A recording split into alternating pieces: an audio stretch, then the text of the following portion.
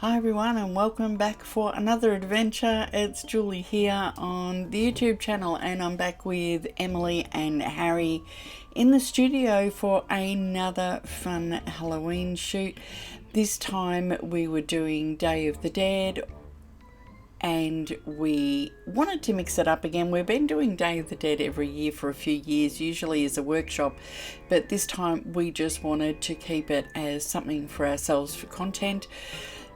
These take hours and hours in hair and makeup, so it's just something that we like to do just for ourselves sometimes.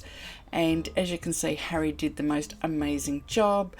We also wanted to do this on a real budget, so we got stuff that we already had or we could source or make or get ourselves very cheaply.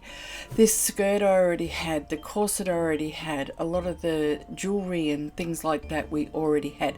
So we wanted to do this on a really small budget. We did not get the headpieces handmade for us this time round. We actually bought them offline and then altered them and sort of did a few bits and pieces with them.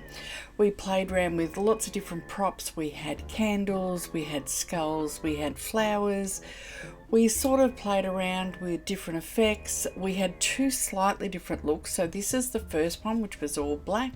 And we had this gorgeous little black veil that I had as well. And the candle's fake, so we wanted to keep things a little bit safe as well because we had so much synthetic stuff running around that it could have easily have gone pear-shaped with a real flame. Of course, we had Henry the Skull and lots of other different things that we were playing with. And of course, Emily had to give Henry a little bit of a kissy poo there. We always have lots of fun when we muck around in the studio. We sort of wanted to keep a little bit spooky, so the lighting, you can just see in the corner, I've got some Lume Cube RGB light sticks. We were also using the newer CB200C constant light as well as the Xeon 200 watt light as well. And we were just having different effects, different lighting. We then changed it up. We put on a different headpiece and we had a skirt that I actually made, which is black and red tulle. And we also had this little sort of bolero jacket type thing that had some red roses in it.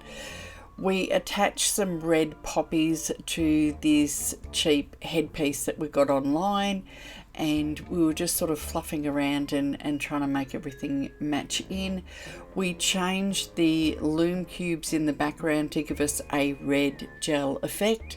We were also playing with the newer light and trying different gel looks from that as well.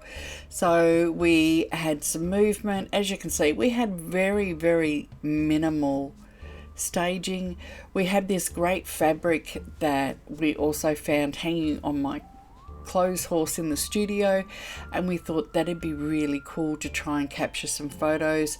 Then we had this idea of getting this huge big piece of plastic. Now this took a bit of work, but it was loads of fun, something I've been wanting to try. And we just attached it to some hooks on the ceiling, and we then had Emily standing behind it, we had the lights behind it, and we had like a leaf blower, and I had Harry standing off to the side blowing air into the plastic, and that gave us some really sort of cool, interesting little effects. So we kept playing with that, and I wasn't quite getting the look I was after, so I actually said to Em to like poke a few holes in it and like rip it, and that actually gave me some fabulous shots. I really loved these, and this plastic is so cheap from like hardware stores and that, so I didn't care. Back to Henry playing with that again. just sort of trying to get some sort of spooky reels and some photos and that. And it's always really nice to get some movement and things like that happening in shots as well.